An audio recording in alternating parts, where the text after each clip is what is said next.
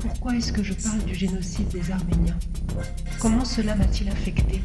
Et pourquoi? Je n'aime pas les commémorations, je ne les aime pas du tout. 1,5 million de personnes ont perdu la vie. Leurs familles ont été dispersées partout dans le monde. Leurs vies ont été perturbées, leurs identités ont été volées. Et personne n'en prend la responsabilité. En 100 putains d'années, personne n'en a pris la responsabilité.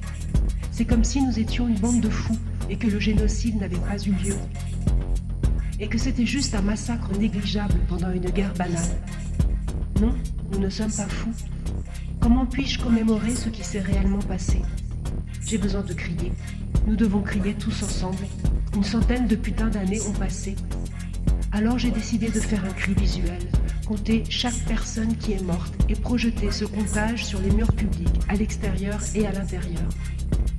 J'ai projeté cette déclaration en 2015, 100e année de la négation.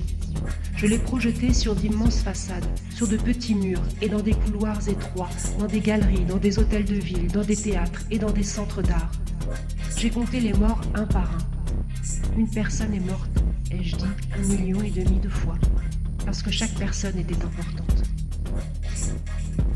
Ils ont emmené les familles à part, ils ont saisi leurs terres, ils ont tué certains d'entre eux autant qu'ils le pouvaient. Ils n'ont pas atteint leur idéal, nous sommes toujours là, mais nous ne crions pas assez. Alina Nazacanyan.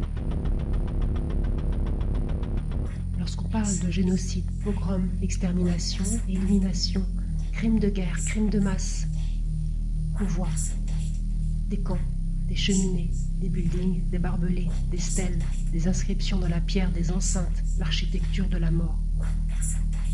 Puis, des charniers, des montagnes de corps, des tranchées de corps, des morceaux de corps, des tombeaux de corps, des énormités, des inconcevables, des insurmontables, des immesurables.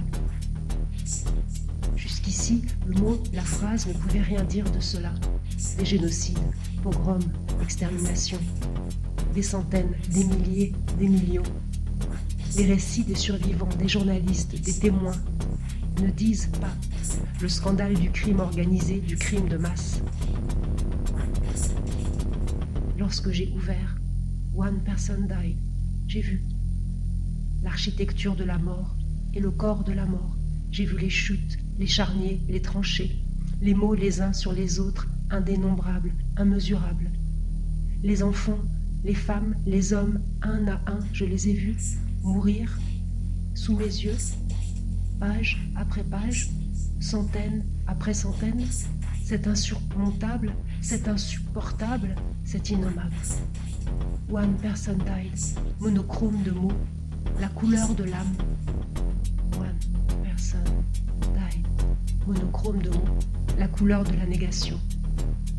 Nier la vie humaine, dans les cendres de la langue, élever sa plainte et compter les morts, un par un, 1,5 million.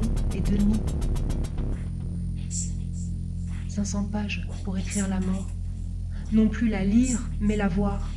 Non plus la voir, mais la lire. Lire et voir les morts. Ainsi, l'écriture reste en place.